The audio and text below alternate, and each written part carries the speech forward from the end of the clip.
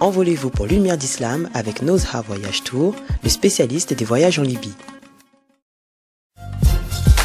Retrouvez Lumière d'Islam avec Dounia Halal et sa gamme de plats cuisinés idéale pour toute la famille.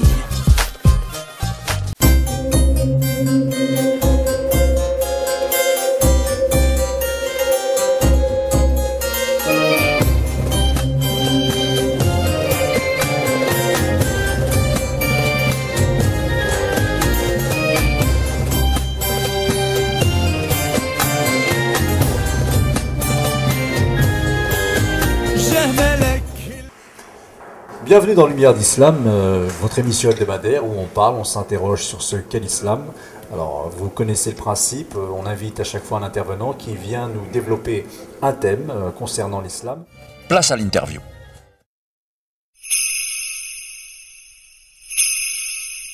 Aujourd'hui, j'ai le plaisir d'accueillir Abdelrahim Hamdani. Merci. Donc, ravi de te recevoir, très content.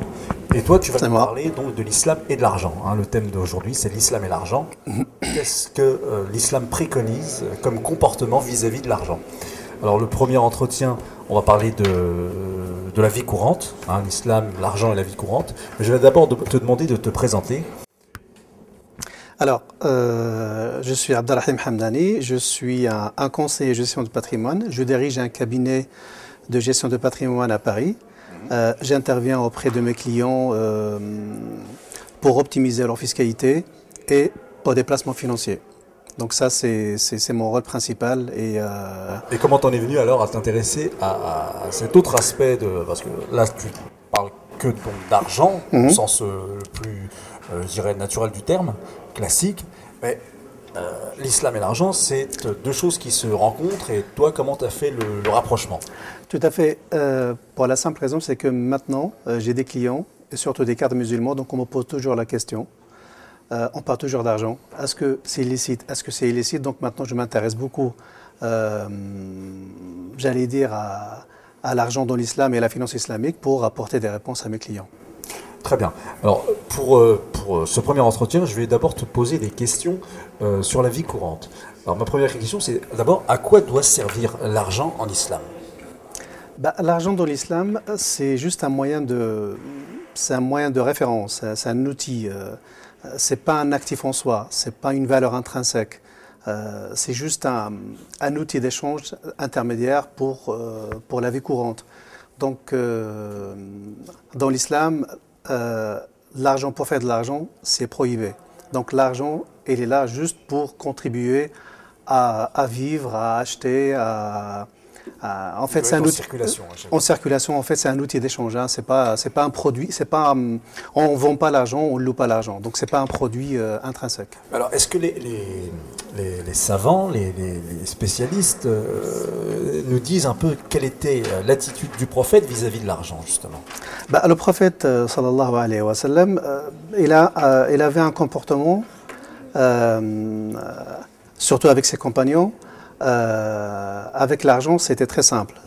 Il encourageait, parce on entend toujours que l'islam c'est contre l'enrichissement, contre l'épanouissement. Non, c'est pas vrai. C'est que le prophète, il encourageait l'épanouissement, il encourageait la richesse, il encourageait à faire des investissements, mais en même temps, il encourageait aussi à faire de ce qu'on appelle la sadaqa, la zakat, c'est en aide tout à fait aux prisonniers. Oui, parce que la zakat c'est un pilier de l'islam, on en parlera tout à l'heure, mais l'argent c'est juste un moyen, et c'est pas seulement ça, c'est que les compagnons ils utilisaient l'argent pour, j'allais dire, l'adoration, pour se rapprocher à Dieu, en faisant des sadaqat et en faisant aussi des zakats. Alors justement, quelle différence peut-on faire entre le don et la zakat? Alors c'est deux choses. Quelles différentes zakats existent?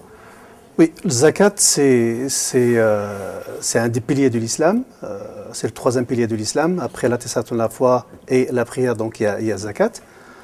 C'est une obligation. C'est pas la même chose que le don. Le don c'est pas une obligation. Très bien. Le don, si je peux faire un don, donc je peux le faire, mais zakat, c'est une obligation. Pour tout croyant? Pour tout croyant. Qui peut le faire? Qui peut le faire, bien sûr. Qu'on soit qui peut le faire. Il y a un taux d'imposition qui est défini par un consensus qui est de 2,5 des biens acquis, ou on peut toujours utiliser une référence de 85 grammes d'or, qui maintenant la valeur, je pense, qui est à 30 ou 33 euros. Disons que maintenant le nisab, c'est-à-dire l'indice de référence pour sortir zakat, pour s'acquitter de zakat, il est de 2800 euros.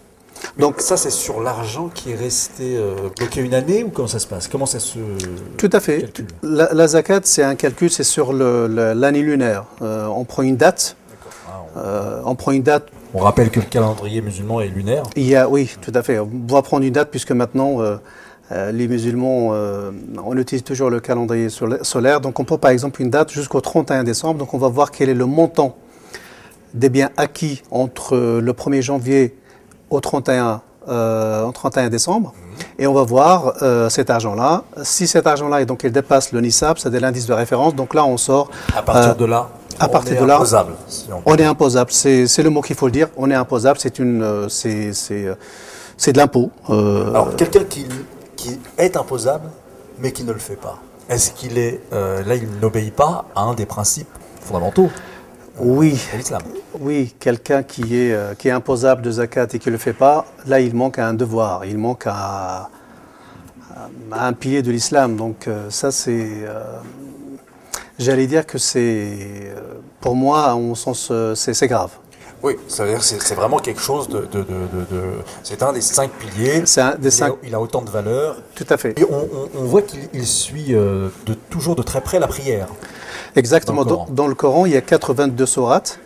82, oui, il y a un verset dans le Coran où il y a toujours, la zakat est toujours associée à la prière. Donc celui qui est imposable et qui s'acquitte pas de sa zakat, le châtiment, c'est très sérieux. C'est sérieux. Donc, ça montre bien qu'il faut remettre en circulation, et ça permet cette façon de remettre en circulation l'argent en même temps, parce qu'elle est destinée aux démunis, la zakat.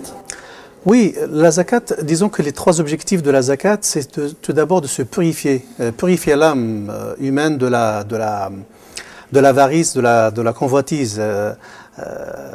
Le deuxième objectif, c'est surtout aider les pauvres, de créer un climat social, de s'entraider. Donc ça, c'est très important. Purifier son argent aussi. Purifier tout à fait.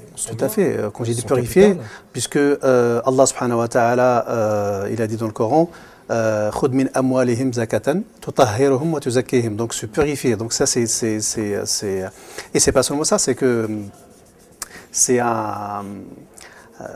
de l'adoration de Dieu aussi. Hein. Quand on sort zakat, c'est aussi, on essaie aussi de se rapprocher aussi de la... Tout à fait. Et alors, est-ce que là on est dans le cadre de zakat al-mal ou zakat al-fitr? Alors il y a deux zakats. Il y a zakat al-mal et zakat al-fitr. Zakat al-fitr, c'est la zakat c'est la rupture du jeûne du mois de Ramadan. Donc on peut sortir ça. Il faut sortir ça avant la prière du mois de Salat al-Eid. Ou il y a des ulama qui disent on peut même la sortir 1 jour ou 2 jours avant. Il y a même d'autres qui disent qu'on peut sortir le premier jour de mois de Ramadan. Donc ça, c'est zakat al-fitr, qui n'est pas, que j'allais dire que c'est obligatoire pour tout le monde. Ouais. Et ça, c'est une valeur, j'allais dire symbolique, une valeur de 5 euros par personne. Qui a dit que ça devait être 5 euros? C'est un calcul, c'est un consensus, c'est un calcul. Il y a des savants qui ont fait un calcul et c'est 5 euros par personne. Alors que zakat al-mal, c'est autre chose. Ouais. Zakat al-mal, c'est un pilier de l'islam. Donc c'est le 3e pilier. C'est le 3e pilier. Ça, c'est une obligation pour les musulmans qui dépassent l'indice de référence, c'est-à-dire qui dépassent le nisab. Donc là, ils doivent s'acquitter de zakat. Je vous propose de marquer une petite pause et on se retrouve dans un instant.